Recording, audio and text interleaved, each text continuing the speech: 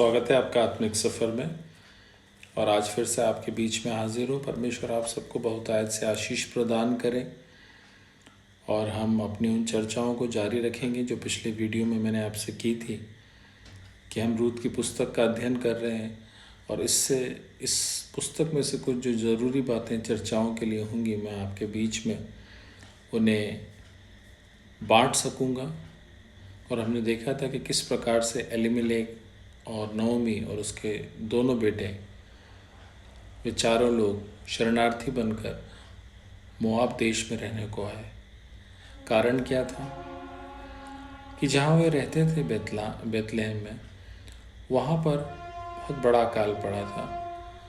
और जब जब भी नेचुरल क्लैमिटीज़ वहाँ आती थी, लोग इधर उधर हो जाते थे, शरणार्थी बनकर दूसरे नगरों में, दूसरे शहरों में, दूसरे देशों में चले जाते थे।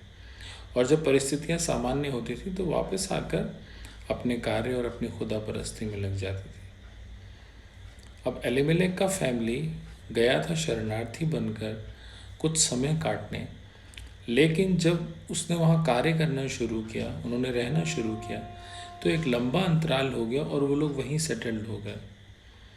और यही बात जो है उनके जीवन के लिए परेशानी का सबब बनी। जब एक लंबा अंतराल हो गया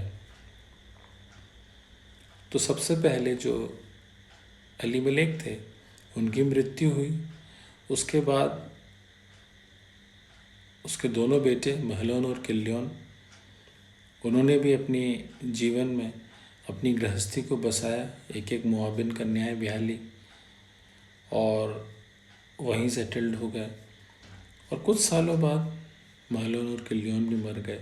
तब नओमी और उसकी दोनों बहुएं ओरपा और रूत रह गईं।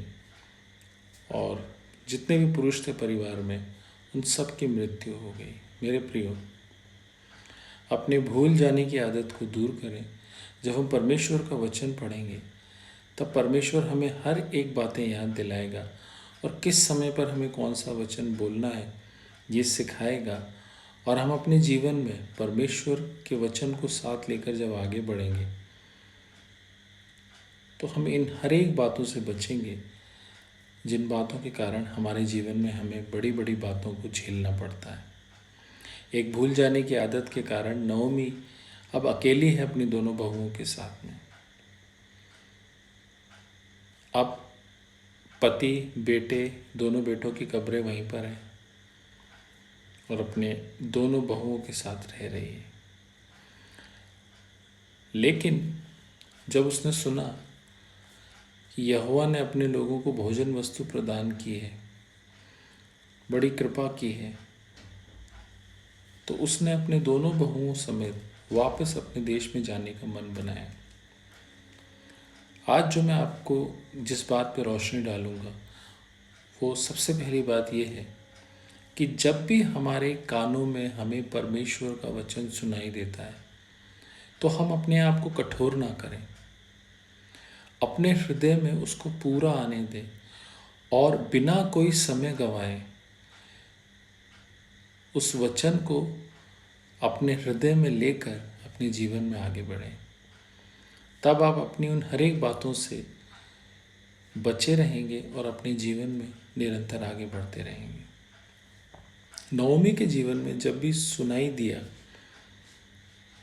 कि यहोवा ने उनके देश में फिर से शांति बहाल की है, नओमी ने बिना समय गंवाए, जबकि अपने दोनों बेटों और पति की कब्र यहीं है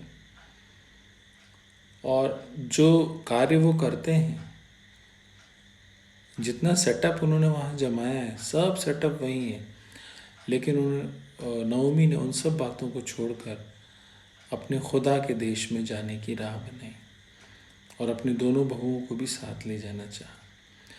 आज के इस वीडियो में सबसे पहली बात के लिए मैं जो आपको प्रोत्साहित करूँगा वो ये है, जब भी आप परमेश्वर की शीरीन आवाज़ सुने, उसका वचन सुने, इंस्टेंट अपने जीवन में निरंतर उस वचन की तरफ आगे बढ़ें जो परमेश्वर ने आपके जीवन के लिए दिया है, जो परमेश्वर आपसे कहना चाहता है।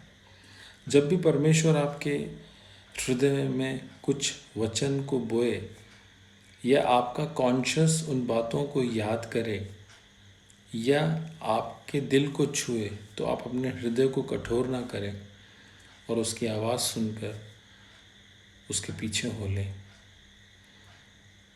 तब आपकी स्टोरी अलग बनेगी और परमेश्वर आपको संभालेगा। नवमी अपनी दोनों बहुओं समेत वापस जाने के लिए उसने अपनी राह को पकड़ा, तो उसके अंदर एक स्पिरिचुअल मैच्योरिटी ने काम किया। वो अपने बहुओं के बारे में सोचने लगी कि ये सब बातें जो हमारे परिवार में हुई, इसके जिम्मेदार तो मैं हूँ। सो मैं अपनी जिम्मेदारी खुद स्वयं लेती हूँ और अपनी इन बातों का जो कॉन्सिक्वेंसेस है, जो परिणाम है, उसे मैं खुद भुगतूंगी, लेकिन मैं इन्हें रिलीज़ कर दूंगी। इन्होंने मेरे बेटों की बहुत सेवा की है, बहुत प्रीति उनसे की है, इन्होंने मुझसे बहुत प्रीति की है और बहुत सेवा मेरी की है। तो वो उन्हें रिक्वेस्ट करती है कि अब वो अपने घर, अपने पितरों के पास चली जाएं, अपने ईश्वरों के पास चली जाएं और शादी कर लें और सेटल्ड हो जाएं। देखिए कितनी खूबसूरत बात है कि एक स्त्री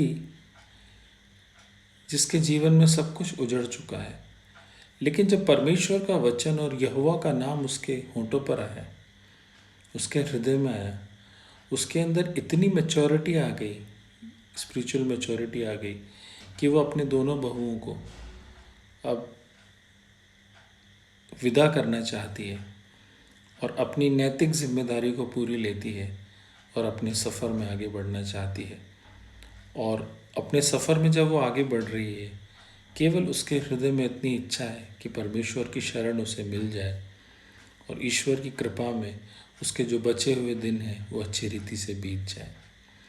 वो अपने दुख में दो ऐसे लोगों को शामिल नहीं करना चाहती जिनके जीवन में अभी बहुत समय है। हम अपने जीवन से कभी कभी लोगों को इमोशनली इतना ट्रैप करते हैं कि हम चाहते हैं जो हम भोग रहे हैं वो लोग भी भोगें। खासकर परिवारों में ये आम बात है कि मैं परेशान हूं तो मेरे साथ 4 लोग और भी परेशान होना चाहिए।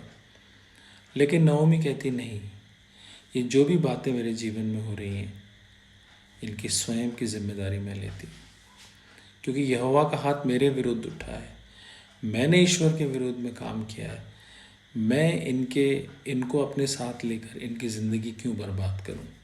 एक अच्छी सोच जीवन में आती है जब परमेश्वर का वचन आता है। इसीलिए यदि आप अपने जीवन में बहुत सारी बातों के लिए खुद जिम्मेदार हैं तो इमोशनली दूसरों को ट्रैप ना करें, लेकिन उस बात की व्यक्तिगत जिम्मेदारी खुद लें और परमेश्वर की शरण मांगे।